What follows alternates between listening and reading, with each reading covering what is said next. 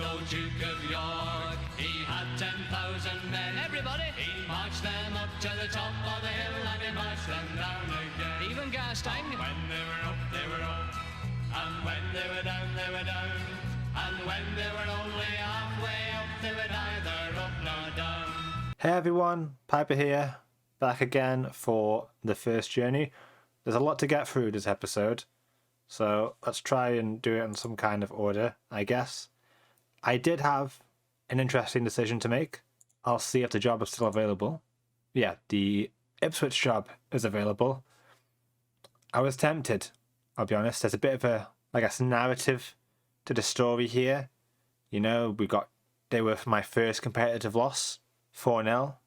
You know, the PTSD from last episode was shown. And then obviously we could have played them again this year, but we didn't, fortunately. Or unfortunately, as you may see soon. And they are in League One. In the end, however, I've decided not to do it. But ultimately, that reason they are in League One, I felt like going from the National League straight to League One would be sort of, it's not cheating, is it? But it's jumping a lot of leagues. And at the time when the job was available, you can see now that the form has been horrendous. That's a lot of 2-1 losses. They were fifth when I first noticed the job was available. So they've fallen down a lot. And the job target was to get in the playoffs, which would have probably been easy. I say that obviously they've lost a lot of games recently, but it could have meant that there was a chance that I left National League, went to League One, and possibly got promoted to the Championship if I was lucky. And that would have been like a lot of skipping of leagues. I would have ultimately skipped League 2 and League 1. So I decided to stay at York. I've also been linked with the Bolton job again because they once more fired their manager. We have a quick look here. I think Peter Grant was who they went for after I turned them down, and they've sacked him after 88 days, which is impressive. They no longer want to get into the playoffs, surprisingly, because totally doable with only 21 games left. Say only 21 games left, that's quite a lot. But yeah. So Bolton and Swindon, I said that they were poison chalices, and I believe I have been proven correct in that regard. So yeah, I think I made a good decision staying at York. There has also been a youth intake. I can't spell youth. It's not here anymore. I'll put it up on the screen anyway, and I'll open it up myself, because I took a picture of it, luckily. Look at me being organised. How great's that? Youth intake. So, what do we have? A healthy number of new fullbacks in the pipeline. Now, admittedly, it does later on to go on to say that the fullbacks coming up are not the best. So there's a lot of bad fullbacks, which is fantastic. There's at least 2 top prospects in the centre of midfield. Good to know. They're an attacking midfielder. I wonder if that means he's like in that cam role, or is he like a winger? I'm going to presume he's not a winger. We have one good Welsh attacking midfielder from Carmarthen who has caught the eye. Okay, so no one from Denmark this time. How sad. And this is an excellent group, so it's not quite a golden generation, but it's excellent. Again, there's no wingers, no wide midfielders, no centre-backs, which I don't really mind because my centre-backs are good. I wouldn't have minded a full-back. But yeah, not a bad. It could be good. I'm glad there's no more strikers. We've got enough strikers. Speaking of which, I have decided to sign Virgil Gomez, who I think can be a really good player. Again, really good pace, really good acceleration. It does two the wrong way around. Finishing 11, but I'm hoping, that won't be too bad. He's just generally got quite nice stats for playing as an advanced forward. Though I do quite use him as a pressing forward, to be fair, more often. But yeah, decent stats. I think he can probably replace Redshaw. As far as I'm aware, he's not inconsistent. Yeah, so that's good. So that's kind of Redshaw's main weakness, is that he is inconsistent. And I can't quite rely on him all the time. Even though he is the top scorer in the league, there's games where he might just go missing for 3 games in a row, and then he'll score 3 goals in a game. And yeah, he is 31, so his good pace and acceleration will start to fade. So I feel like Gomez is either equal in a lot of these areas or slightly better or worse, and I think over time maybe Gomez will catch him up. But let's move on to what's happened since last episode. That was a 4-2 win over Torquay. We then beat Leyton Orient 3-1 in the league. So again, we are quite a surprising team in terms of we always seem to beat the teams who are our closest rivals. but as you'll see a bit later on, we seem to struggle against those at the bottom of the league. Jake Young, Harry Bunn, and Jack Redshaw. Jake Young has had a good few games for us in this period. We then, unfortunately, lost. Yeah, it was quite an ironic 2 games. I believe in this game, our data analyst said that we were probably worse than Orient, which, as you can see, it's very close. Obviously, they had 2 more shots than us, but ours equal on target. XG was ever so slightly in our favour. We had more corners. They had slightly more possession. So I guess it could go either way in terms of who was a better team in that game. But our data analyst said that we were the worst team. And then there was this game against Mansfield. Very unfortunate, very sad about this game. We were arguably, in this case, the better team, an XG of 1.1 compared to 0.6. Our data analyst said he was shocked that we managed to lose this game, which I can, from the highlights, I can agree with. I'm just quite sad about losing it. It's a shame that we aren't going to get to the 3rd round and possibly draw a huge team, but it is what it is. We've still met the target for the season. Will Voss came on for Young and did a decent job. Disappointing, but at least we didn't lose 4-0 to Ipswich. After that, I've lost my bearings. Now we're here. 3-0 win in the FA Trophy.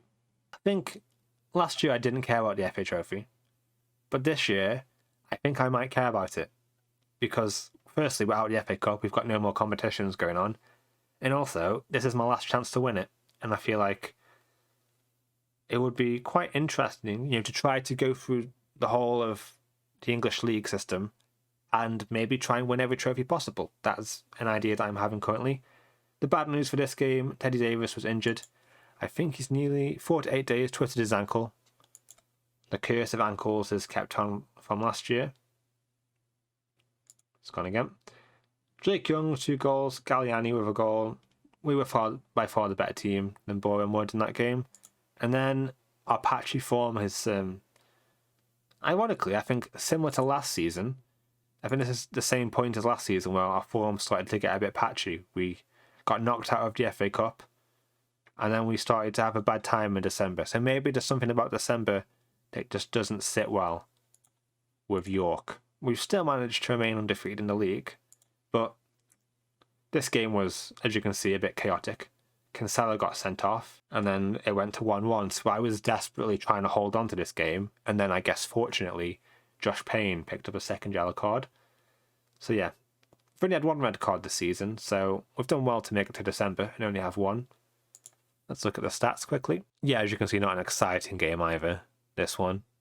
Quite equal. Again, you could probably argue they were probably actually going off the possession, probably the better team. But yeah, 1-1 draw. I guess we remained undefeated, that's the good thing. We then played against Maidstone. Made a few changes for this game, I believe. Yeah, this was the first time I put Gomez and Will Ross on. They did a decent job. 2-0 victory in that game. I think we were by far the better team in this game. Yeah, that I remember, yeah. They had 2 shots. So most of the game, they had no shots at all. So, and we were 1-0 up and I was really scared. I thought I was going to get FM'd because we were just like destroying them, but we just couldn't score. And I was like, oh, they're going to score and win this game. 2-1, aren't they, or something stupid. But no, we held on, we won. And then Bromley. Bromley are a terrible team, quite frankly. They're 23rd in the league.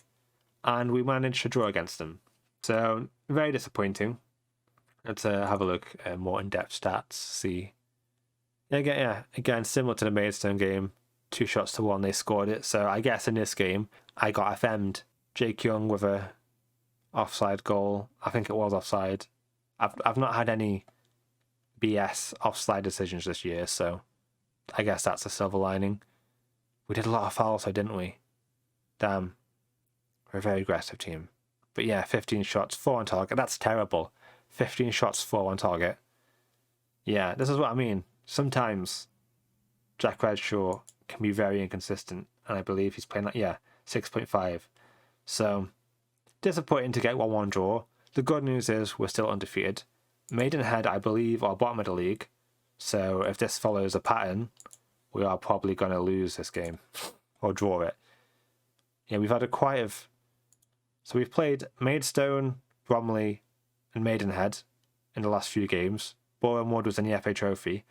So this should have been a golden opportunity to extend our lead, but we've managed to draw a couple of games, which is unfortunate. I shouldn't complain though. We are, as you can see, 19 points clear with 20 games left. So looking good for us. Quick run over the stats actually, because I've not done that for a while. Jack Redshaw still top goal scorer, even though he's impressive in a sense. He's not played. He's missed ultimately 6 games, which doesn't sound like a lot, but I'm going to presume that O'Neill, he's only missed 3. How many's Ben House missed? 2. So yeah, he's played less than those 2, so that's pretty good. In terms of average rating, Ogungbo has been fantastic for me this year. Surprise package for me, I must say. Galliani, a brilliant signing, and then Jake Young on assists. They've slowed down a little bit. He was on 6 at about 12 games in, I think. So, but still, he's a fantastic player. I'm very happy with Jake Young. Player of the match, Jack Redshaw, because, goals are the most important thing, I guess. So if you score a goal, you're probably going to get the player of the match. Seems to be Adam Liddell. Good player. What a player. And then O'Neill. What I do want to say, big shout out to my boy Frankie Bunn. But it wasn't long ago that they were 22nd in the league, and they've won a ridiculous amount of games in a row. Well, maybe not ridiculous amount of games in a row, but they have done incredibly well. If we look at their early form of the season, lots of red, and then suddenly they went, right, we're not losing anymore.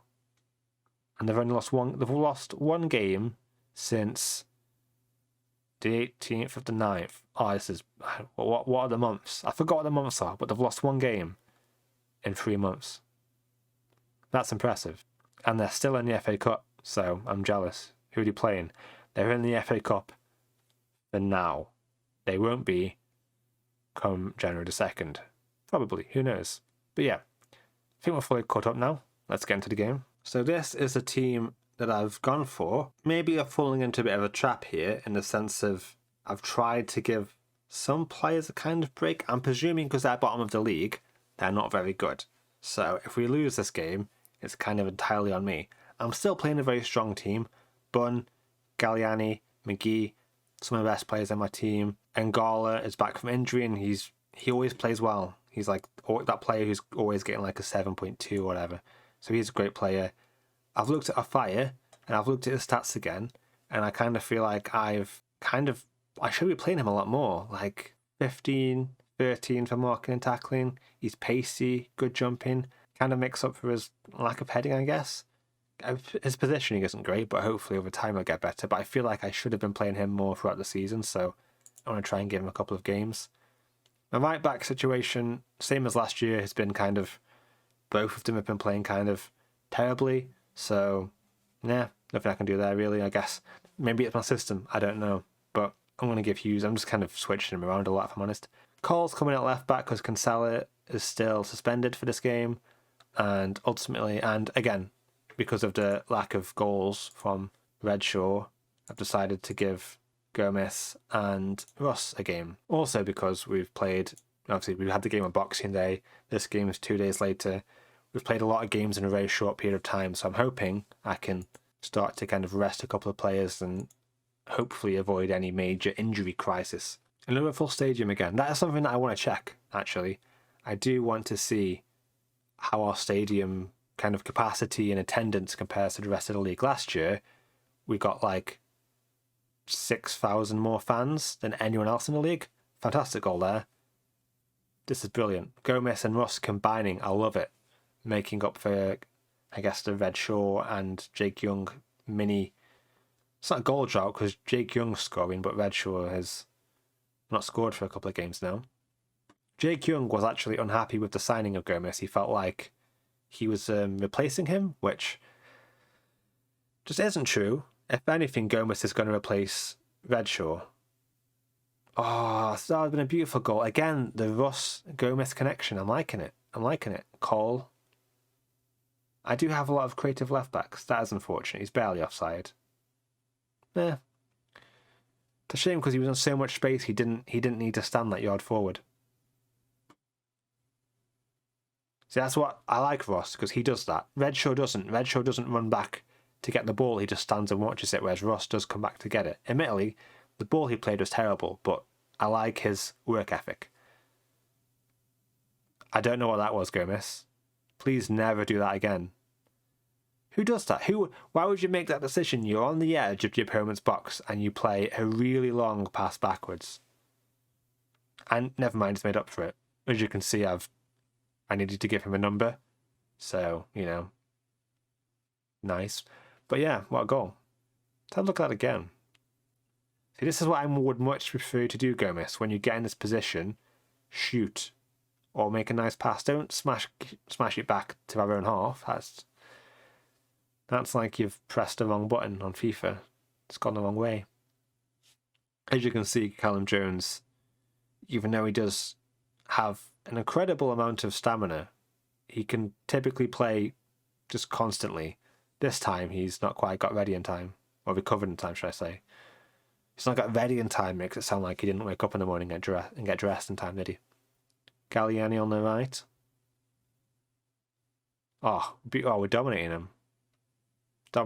Our curse of losing and drawing against bottom of the table sides seems to be currently over. And before we lose 4-3. Don't know why I skipped that. That was rude of me. Sorry, viewers. You can always go back and watch it. McGee. We've almost scored off another corner. A rare thing. Oh no. Oh, who was that? Who was that? I can't click on him. Who is it? Hughes. Why am I not surprised? Why am I not surprised? It's my right back. So it's a right back. Or the left back occasionally. There was a highlight from a game. I shouldn't mention it really because I'm not going to show you. But yeah, there was I think it was the Boreham Wood game. Their defensive line was quite high, and they did play a really good It would have been a great offside trap, but for some reason their right back was literally about 30 yards back from the other defenders. 30 yards is an exaggeration. It's probably more like 12, but it was like a noticeable huge gap that he made. I'll try and find it because now I'm just teasing you with potentially interesting highlights that you may never see. But anyway, 4.5, 4-0. Gomez, 69, scoring a goal, putting us on 69 points. It's all coming up nice. Don't get complacent. See, so annoying. Right backs at York were cursed. He's complacent, yet he's making dumb mistakes, which I guess he's making dumb mistakes because he's complacent. But you'd hope that making such a huge error would wake him up and, he'd realise, oh yeah, I can't switch off because they might score. Bro, he's not kept a clean sheet in a while because we can see the odd silly goals. So, there we go. This is beautiful. Come on, Ross. Oh, that wasn't a bad shot. Nice save from Flat, I believe is our goalkeeper's name. But yeah, Bro is suffering similarly to Redshaw in the sense of at the beginning of the season I kind of kept switching him and Watkins around, so he's not quite got the highest clean sheets in the league because he missed 4 or 5 games at the beginning of the season, so he's got a little bit of catching up to do. I've been proud of my defenders today. Was that a goal? Not offside? Nice. See, Russ and Gomez. I believe it was Russ who played the ball. Was it Russ? Stop rolling around and show me the replay. I won't skip this time. But yeah, as I was saying, I've been happy with my defence this game. Other than Hughes, of course. I'm really talking about my centre-backs if I talk about my defence at this point. It's nice that I can, completely rotate my centre-backs and they can still play a good game. Is he offside? You know what? I'm owed a couple of offsides. Last season I got 2 or 3 offsides calls that just weren't offsides, so. Ooh, what subs do I make? I'm tempted. Cisse isn't playing fantastic, but I feel like I want to keep him on just to, give Callum Jones a break. I'm going to bring on Zidane to give McGee a break. Russ is he's sort of tired, but he's on 2 goals, and it does give Redshaw a break, I guess. who else I want to bring on? Obviously, Hughes is playing terribly. I want to bring on... Well, I think I'm going to take Galliani off. Actually, Galliani is good. I'm not going to make any more changes. This might be the rare game where I don't make all 3 subs. Cole's not done bad, to be fair. He's come in for Kinsella. Kinsella played a ridiculous amount of games in a row. I wonder if he got the red card just so I'd give him a break, if I'm honest. Because it was getting to the point where, you know, he was like the only person in the team who wasn't getting rotated. So like, he was constantly on heavy match intensity, or whatever it is. Don't know what happened there. It looks like he made a good tackle. Never mind, it was a shocking tackle. But from, obviously, the 3D engine, it looked like he made a good tackle, and then my player kind of ran into his body while he was on the floor. I might take Russ off. I'm going to take Russ off. Because he is injury prone, and I'm kind of getting scared at that. I don't want him to get injured. I think I've done well. He's injury prone, and he's not picked up an injury all season. Do you want Gomez coming off as well? Gomez was on a 9.9 though.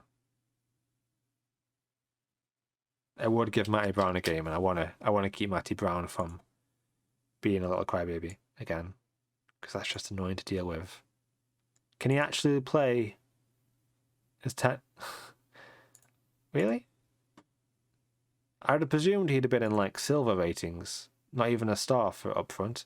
But yeah, that's impressive. Well done, Matty Brown. You can kind of play as a striker. No, that's not what I want at all. This is embarrassing. Go in the middle. Go there. Thank you. Right. No nonsense. Cover. There we go. Sure, why not? We'll do that. We've got to highlight anyone. This is Gomez's last chance for a hat-trick, I guess. Angola. To the left, to Bun. There's a player free on the left, I saw. Nice. Oh, Angola's got great passing. Beautiful play down the left here. Redshaw's already on. Never mind.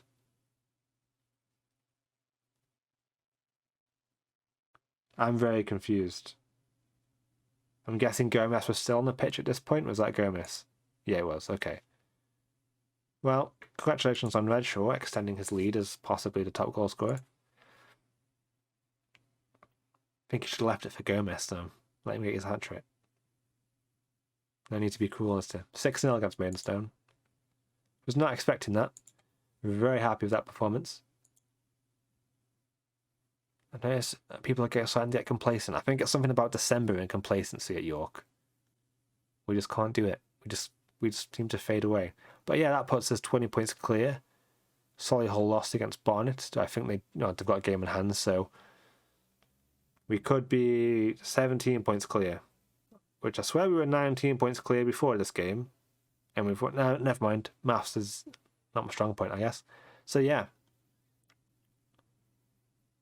Solihull won. Oh god, I'm all over the place. I thought they lost. Jesus, I am... Wow. Anyway, Solihull won. Congratulations to Solihull. We are 20 points clear. They have a game in hand, so 17 points potentially should they win. I think we are playing them soon, so we do have a chance at keeping it at 20 points. Let's have that sort of performance every game, Gomez, please. This is like his second game. Why are you kind of inferring that he's inconsistent? Like, plays really well in his basically full debut, and you get on his back, leave him alone. Yeah, everyone seems to be happy. The rare happy York City fans with me as manager. Actually, we're playing Solihull next. I'm on the ball today, guys. I am well aware of what's going on. I'm paying attention.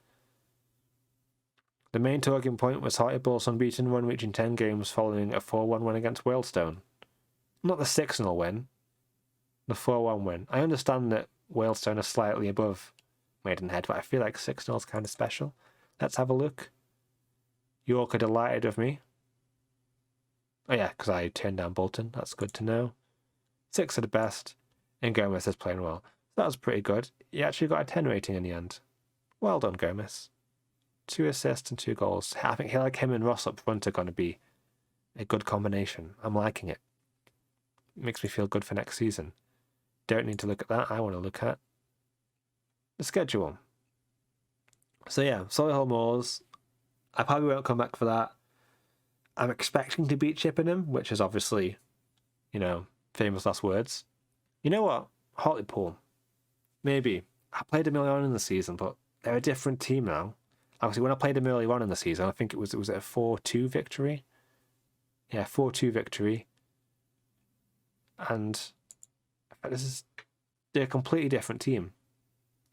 So yeah, actually, I will, because they're unbeaten in 3 months. I'm unbeaten all season. It's a who's going to end whose streak.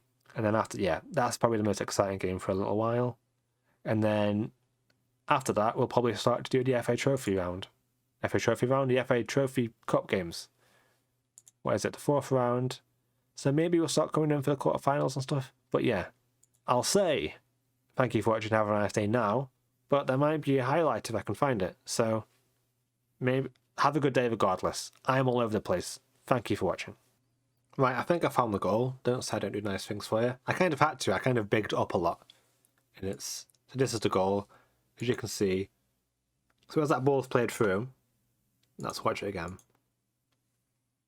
He's kind of offside, And when I first watched it, I was like, oh, he's miles off when the ball's played through. Let's see if we can.